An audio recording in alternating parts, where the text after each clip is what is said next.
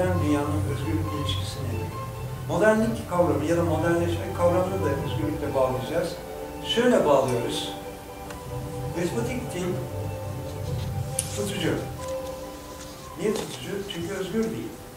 Özgür istenç eylem yapar. Davranışında, eyleminde özgürdür ve yeni şeyler üretebilir, değişebilir. Özgürlük değişimi kabul edebilir. Ya da özgürlük, dinin sürecinde özgürlük, dinin gelişiminin biricik ama biricik olanağı. Çinliler gelişmediler, Hintliler gelişmediler. Kendi işlerine geliştiler. Nasıl geliştiler? Daha çok heykel yaptılar, alfabelerin sayısını arttırdılar, daha çok pirinç ürettiler, daha çok nüfus ürettiler ve gelişmediler. Bu ters geliyor mu? Gelebilir çünkü insanlarda kör bir şekilde Hindistan ya da Hinduizm hayranlığı var.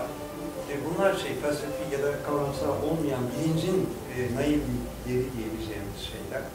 Ama tarihsel durum bize gösteriyor. Çin'in, Hindistan'ın genel olarak Asya'nın gelişmediğini ve oradaki tüm değişimin ona dışarıdan geldiğini gösteriyor. Çin'de, Hindistan'da, oralarda özgürlük kavramı yok ve yenileşme, değişim olmuyor. Batı'da oldu. Niye oldu Batı'da?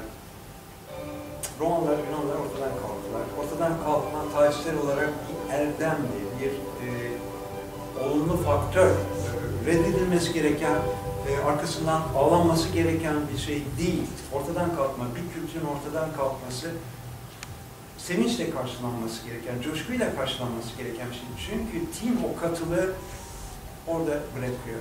Yeni biçimlere doğru, yeni şekillere değil, geç tatlara doğru evrimlenmeye başlıyor. Doğru mu? Çin, o bütün görkemi içinde, Asya görkemi neydi?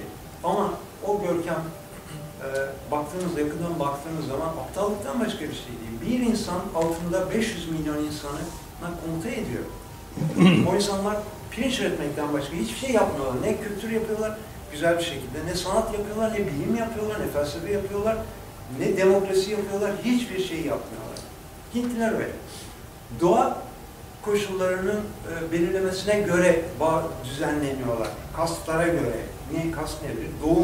Doğumla hangi kasta doğduysan ona aitsin. Başka bir kasta göreli olarak geçebiliyorsun. Kastlar arasında vardı, ilişkiler, evlilikler vesaire oluyordu ama ana olarak, temel olarak 4 kast vardı ve bunlar doğa tarafından tinin doğaya köleliği, tinin aşağılık durumu, en alçak durumu, en düşük durumu.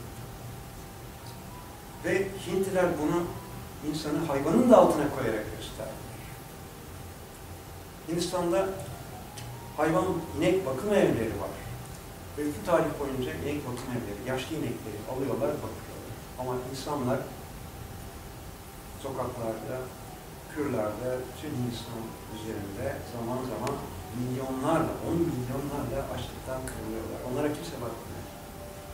Hayvanlara bakıyorlar. Gandhi, o sitede var, göreceksiniz, görebilirsiniz. Hinduizmin temel sorunu cow protection'da.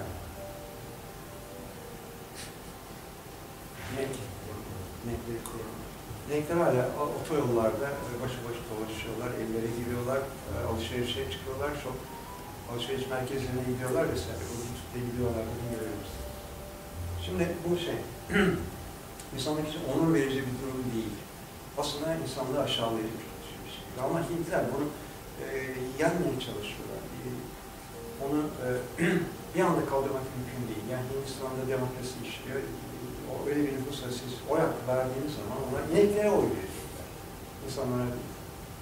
Ama bir kazanç onlar için ve o kazancı onlar batıdan aldılar.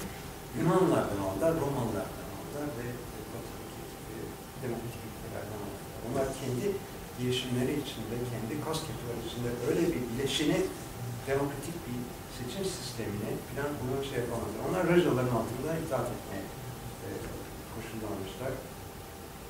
Ve kutsal kitapları, Hintlerin Vedalar, kutsal kitap değil mi Veda?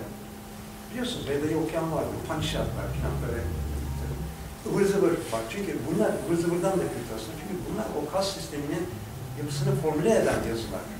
Oradan çıkıyor kas sistemi. Yani kutsal olarak onaylanmış bir yapı. İnsanı hayvanın altına düşüren toplumsal yapısı, politik yapısı Edalar tarafından yerleniyor. Edaları yazanlar da şeydir, imbesiller. Onlara şey diyemeyiz, normal insanlar diyemeyiz. Hayvanın altına koyan bir insana biz normal diye bakıyoruz. Tarihsel olarak bu Hintler için büyük tarihsizlik. İzolasyondan, batıya uzaklıktan kaynaklandı. Çünkü batıda insanın değeri şamalı olarak anlaşılırken ve sonunda insan eşittir Tanrı denirken Hindistan'da insan şeyde kaldı. Hayvanın altında kaldı. Çin'de insan imparatorun istencinin altında kaldı. Şimdi bunlar değişiyorlar. Her şeylerini batıdan alıyorlar. Her şeylerini. Gravatlarını da, yollarını da, gökdelenlerini de, teknolojilerini de ama henüz şeyi alamadılar. Çinler demokrasiyi alamadılar. Ruslar da demokrasiyi henüz alamadılar.